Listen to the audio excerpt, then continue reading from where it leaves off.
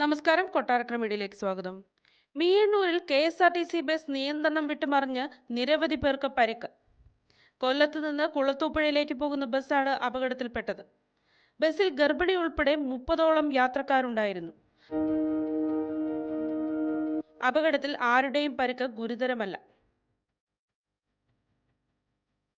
ഇന്ന് വൈകിട്ടോടെയാണ് അപകടം നടന്നത്.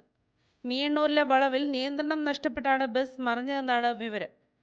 സമീപത്ത് പാർക്ക് ചെയ്തിരുന്ന സ്കൂട്ടറിലും ബസ് ഇടിച്ചു. സംഭവത്തിൽ 2 പേർക്ക് തലയ്ക്ക് പരിക്കേറ്റു. ഇവരെ സമീപത്തുള്ള അസീസിയ മെഡിക്കൽ കോളേജ് ആശുപത്രിയിൽ പ്രവേശിപ്പിച്ചു.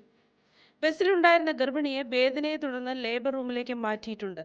പുയപ്പള്ളി പോലീസ് സ്ഥലത്തെത്തി പരിശോധന നടത്തി.